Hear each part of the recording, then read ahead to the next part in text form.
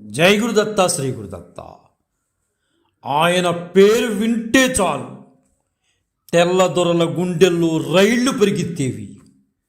ఎక్కడ ఏ విధ్వంసానికి పథకం రచిస్తాడో, తమపై ఎలాంటి మెరుపుదాడి చేస్తాడో అని బ్రిటిషు వారు ప్రాణాలను అరచేతిలో పెట్టుకుని బ్రతికేవారు. ఆయన బ్రతికినంత కాలం సింహలాగానే బతికాడు. బ్రిటిషర్ల దాస్య శృంఖలాల నుంచి భరతమాత విముక్తిని కలిగించడం కోసం ఎందరెందరో మహానుభావులు తమ ప్రాణాలను పణంగా పెట్టారు. మరెందరో వీరులు ఉరికంబం ఎక్కారు.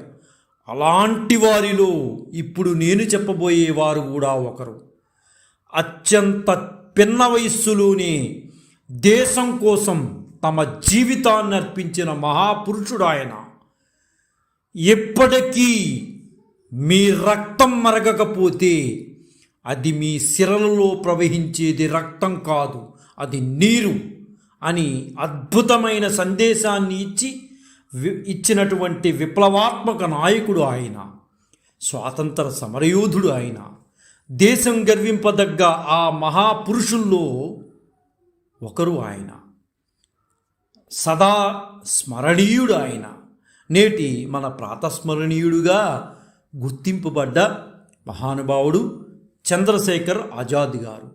మధ్యతరగతి బ్రాహ్మణ కుటుంబంలో పండిత్ సీతారాం తివారీకి, జాగ్రణీదేవికి చంద్రశేఖర్ ఆజాద్ గారు 1903వ సంవత్సరం జూలై 23 జన్మించారు.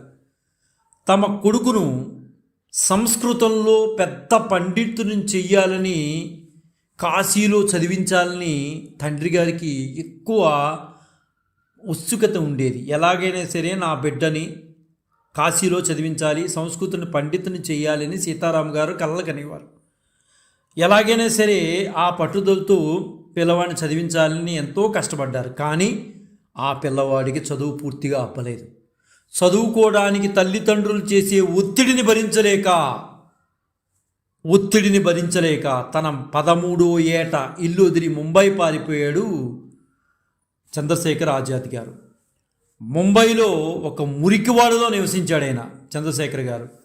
బ్రతకటానికి కూలి పని చేశాడు. అనేక కష్టాలు పడ్డాడు. అయినా ఇంటికి వెళ్ళాలని అనిపించలేదు ఆయనకి. ఇంటికి వెళితే మళ్ళీ చదవమంటారు. అందువల్ల నేను ఇంటికి వెళ్ళను నిశ్చయించుకున్నాడు. తర్వాత ఇంతటి కష్టాల కన్నా, అంటే చాలా దయనీయమైన స్థితిలో కష్టాలు అనుభవించాడు అనమాట. అంతటి కష్టాల కన్నా సంస్కృతం చదవడమే మేలనిపించింది ఆయనకి. సరే, 2 ఏళ్ళు ఆ మురికివాడులో దయనీయమైన జీవితం గడుపుతున్న తర్వాత ఆయనకు ఒక ఆలోచన వచ్చింది.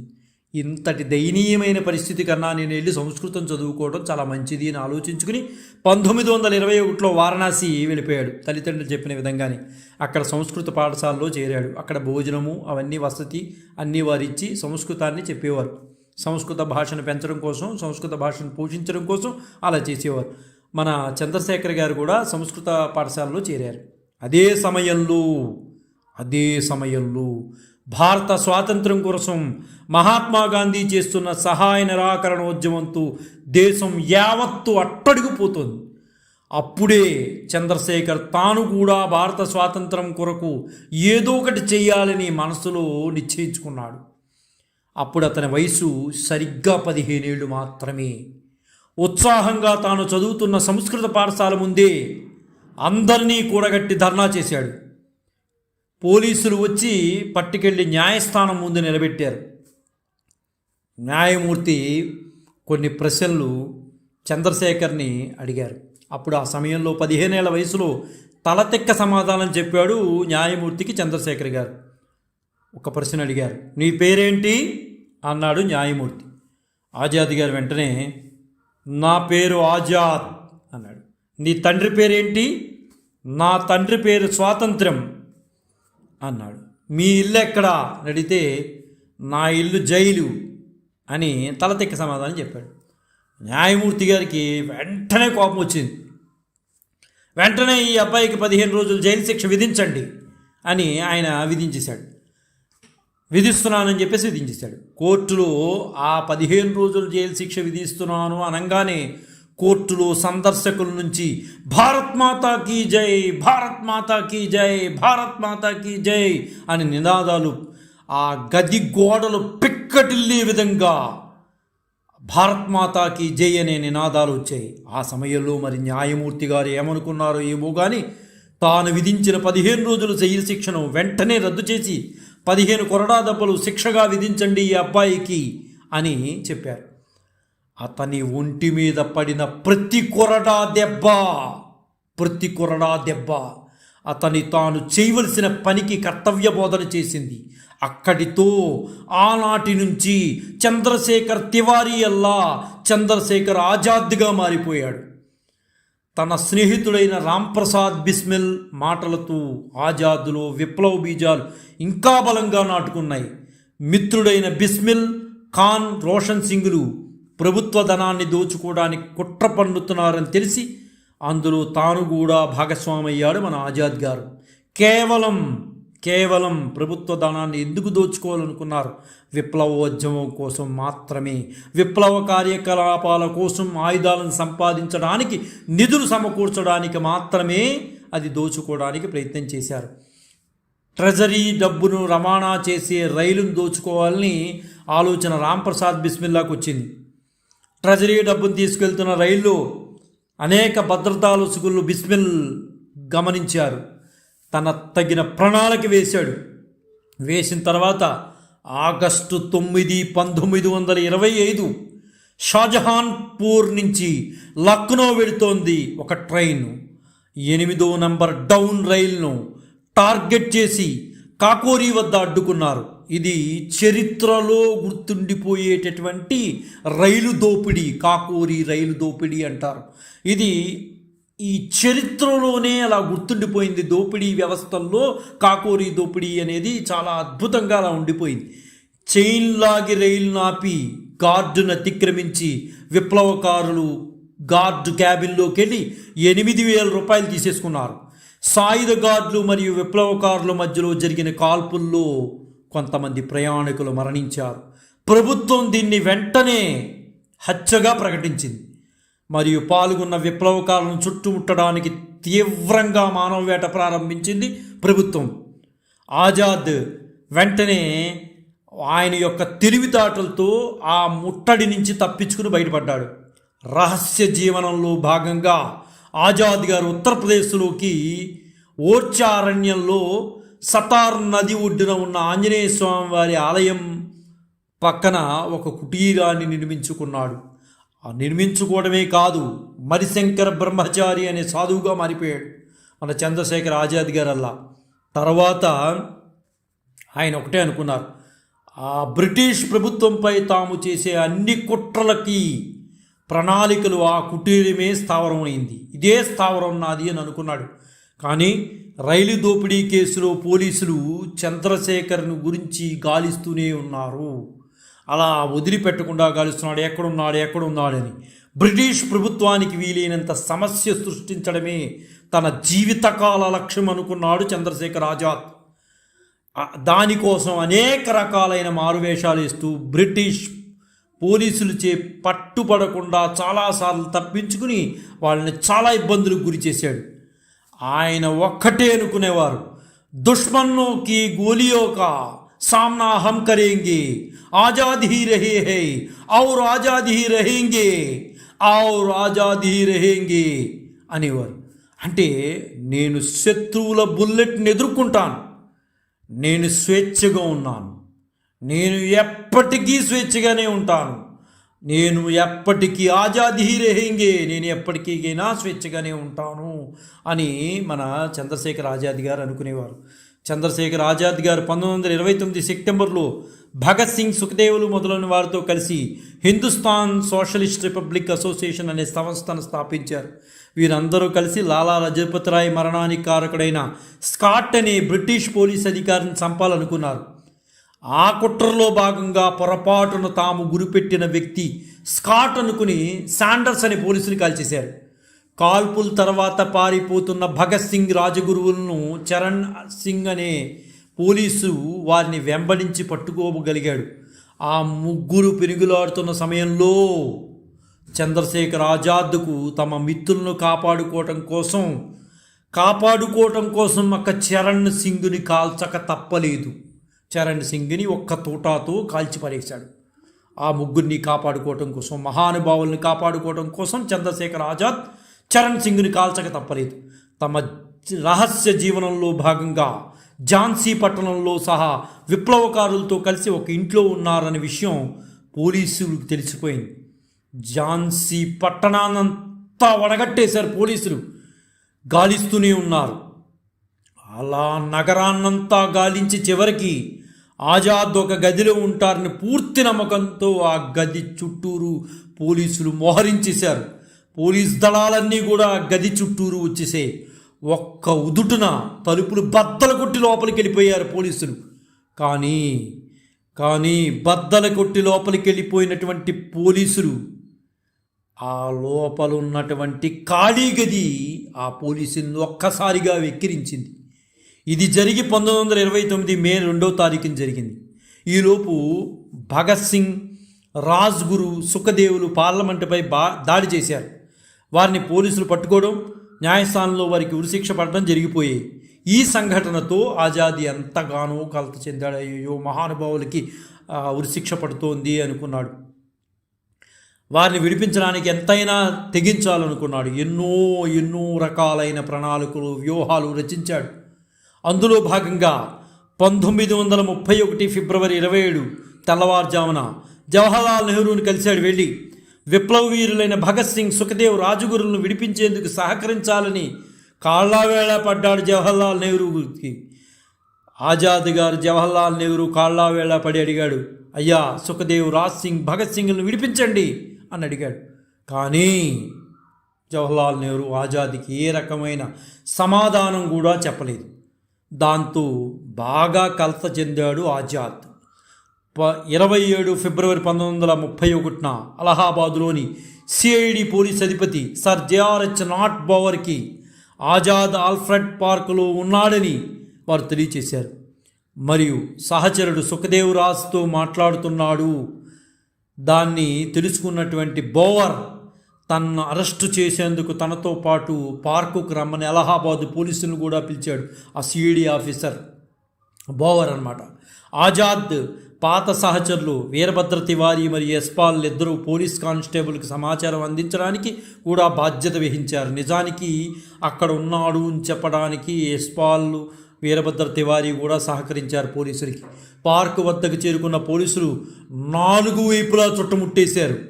డిఎస్పి ఠాగూర్, విశ్వేశ్వర్ సింగ్తో పాటు కొందరు కానిస్టేబుల్ రైఫిల్స్తో పార్కులోకి ప్రవేశించారు. వెంటనే ఒకేసారి కాల్పులు ప్రారంభించారు.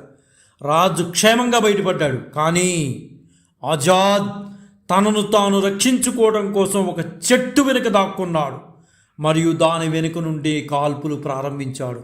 హోరాహోరీగా కాల్పులు జరుపుతూనే ఉన్నాడు. దీంతో పోలీసులతో ఎదురు కాల్పులు జరుపుతూ సుదీర్ఘమైన కాల్పులు తర్వాత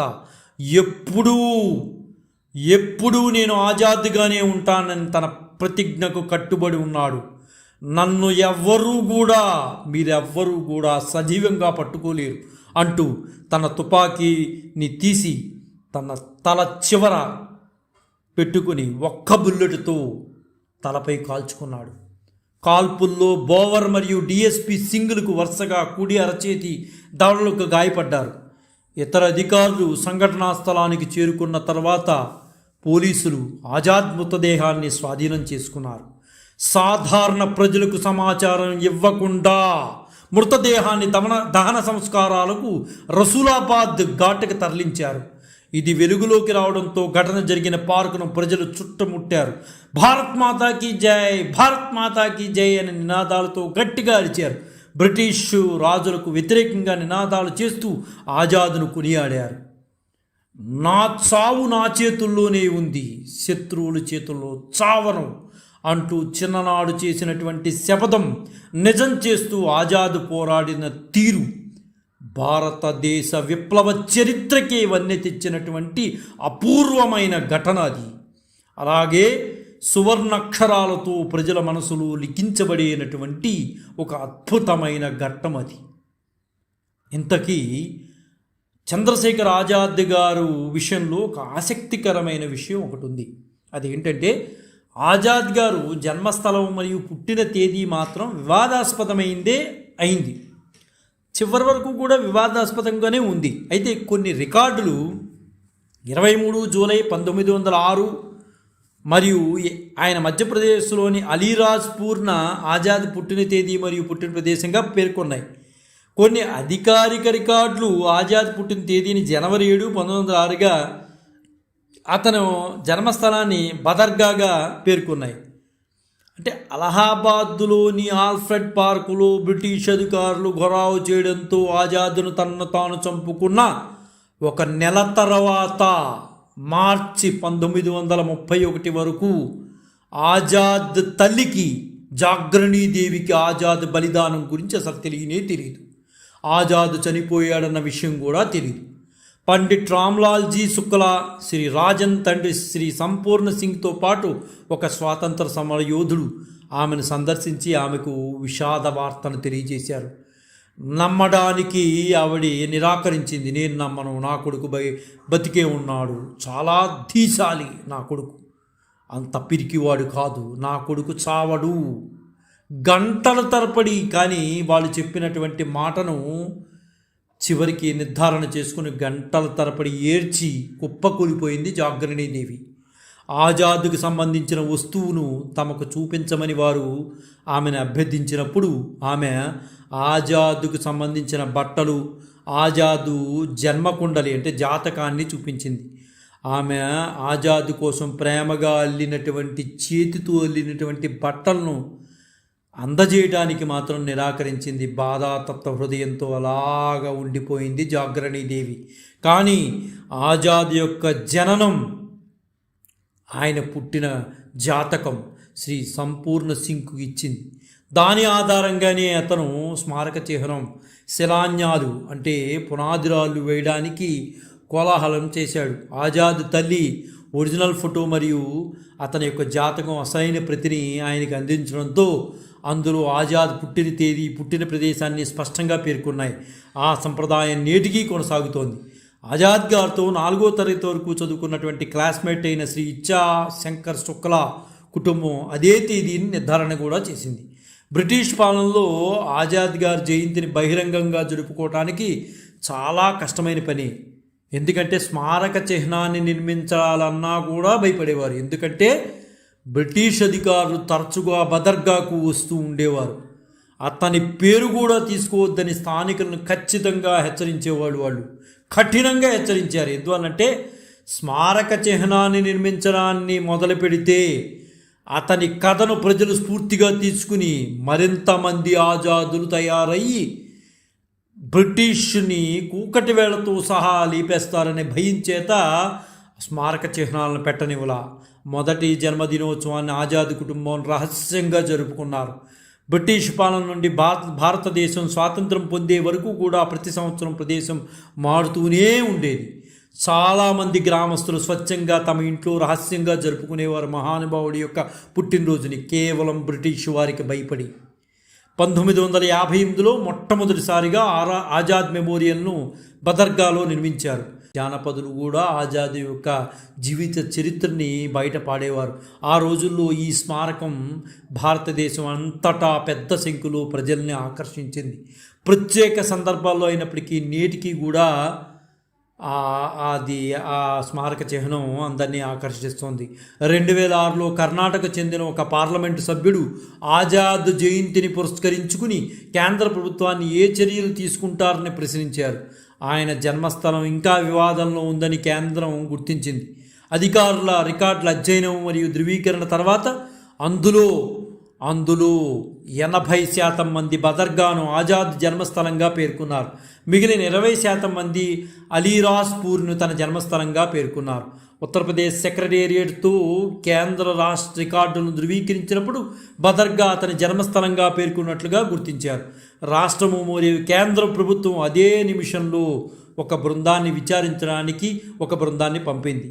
గతంలో జువాబాద్ జిల్లా కింద ఇప్పుడు ఎంపీ బదర్గాలోనికి అలీరాజ్పూర్లో ఒక భాగమైన భగ్రా గ్రామాన్ని చివరకు చాలా చాలా చాలా చాలా పరిశీలించిన మీదట ధృవీకరణ మరియు పరిశోధన తర్వాత ప్రభుత్వం అతని జన్మస్థలంగా అధికారికంగా ప్రకటించింది. అంటే మధ్యప్రదేశ్లోని బదర్గాలోని అలీరాజ్పూర్ జిల్లాలో భాగమైన బబ్రా గ్రామాన్ని చివరికి ధృవీకరణ ప్రభుత్వం చేసింది. ఆనాటి నుంచి బబ్రాగా మనం ఆయన జన్మస్థలాన్ని చెప్పుకుంటున్నాం.